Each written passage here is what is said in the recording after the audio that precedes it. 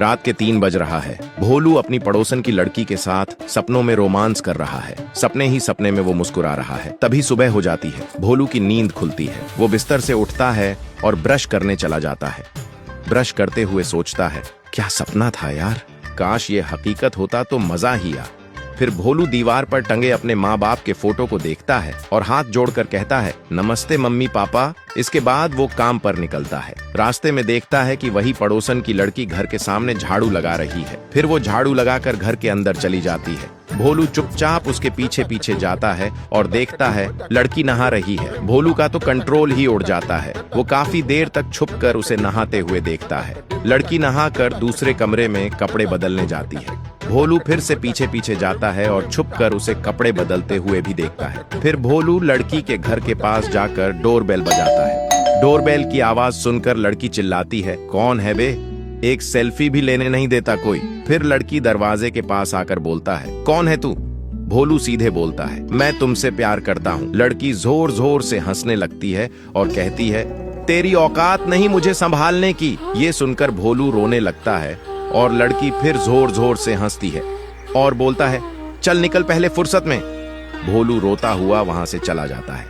अब भोलू अपने काम पर अमित भाई के गैराज में पहुंचता है। देखता है अमित भाई तकिया बिछाकर आराम से सो रहे हैं। भोलू अमित भाई को हाई बोलता है।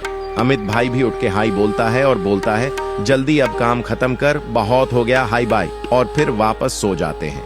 भोलू काम में लग जाता है। काफी देर तक मेहनत करता है और आखिरकार काम खत्म करता है। फिर अमित भाई के पास जाकर कहता है, अमित भाई काम हो गया। अमित भाई कहते हैं, बहुत बढ़िया, अब चल भाग। भोलू कहता है, भैया मुझे कुछ पैसे चाहिए, अर्जेंट है। अमित भाई चिल्लाते हैं, फिर से भीख मांगने आ गया, चल निकल। भोलू रोता हुआ वहां से चला जाता है। रास्ते में उसकी नजर अज्जू भाई पर पड़ती है, जो जोर जोर से रो रहे हैं। भोलू जाकर पूछता है, क्या हुआ अज्जू भाई? अज्जू भाई कहते हैं, अपनी होने वाली बीवी से मिलने जा रहा था। खुश होकर गाड़ी तेज चला रहा था। अचानक से गाड़ी का ब्रेक काम करना बंद हो गया और मैं पेड़ से टकरा गया।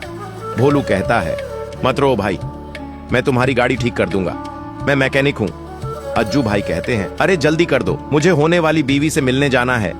भोलू काम में लग जाता है और गाड़ी ठीक कर देता है। अज्जू भाई खुश होकर कहते हैं, शुक्रिया। और फिर भोलू को कहते हैं, मेरे साथ चलो। अज्जू भाई भोलू को एक आपने कबाड़ खाने में ले जाते हैं और बोलते हैं, ये सारी पुरानी गाड़ियां हो, अगर तू ठीक कर दे तो मैं तुझे बहुत पैसे दूंगा। भोलू कहता है, ठीक है भाई। भोलू बिना खाए पिए पूरी रात मेहनत करता है और सारी खराब गाड़ी ठीक कर देता है। अगली सुबह अज्जू भाई अपनी होने वाली बीवी से मिलकर सीधा गैरेज वापस आते हैं और गाड़ी से उतर के अज्जू भाई देखते हैं भोलू अब भी काम कर रहा है।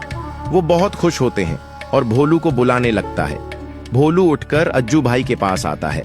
अज्जू भाई भोलू को बोलता है, तू बहुत मेहनती है, ये ड्रेस मेरी होने वाली बीवी ने गिफ्ट दी थी, अब ये तेरी। भोलू ड्रेस पहन लेता है। फिर अज्जू भाई भोलू को बुलाकर गाड़ी के पास लेकर जाता है और बोलता है, यहाँ जितनी भी गाड़ियां हैं जो तुझे पसंद आए वो ले ले। भोलू खुशी से चिल्लाता है, thank you so much Ajju भाई, और अज्जू भाई को बाय बोलता है। अज्जू भाई भी भोलू को बाय बाय बोलता है और भोलू सीधा लैम्बोर्गिनी उठाकर निकल जाता है। अज्जू भाई मन में सोचते हैं, साला जो सबसे महंगी थी वही उठा ले गया। अब भोलू के पास पैसा भी है और गाड़ी भी। वो फिर से अपनी पड़ोसन को पटाने जाता है। लैम्बोर्गिनी से उतरकर भोलू डोरबेल बजाता है। लड़की सो रहा होता है। गुस्से से चिल्ला के बोलता है, साला इस बार कौन आया रे, सुकून से सोने भी नहीं देता। फिर लड़की उठकर बाहर जाने लगती है। बाहर जाकर देखता है एक हैंडसम सा लड़का आया है, लेकिन लड़की को पता नहीं था कि यह वही परेशान करने वाला भोलू है। भोलू के पास पैसा और गाड़ी देखकर लड़की पागल हो जाता है। फिर भोलू को ही देखता है, भोलू भी लड़की को ही देखता है।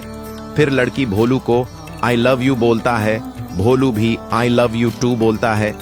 फिर लड़की भोलू को घर के अंदर आने के लिए बोलता है। भोलू खुश हो जाता है क्योंकि भोलू को तो यही चाहिए था।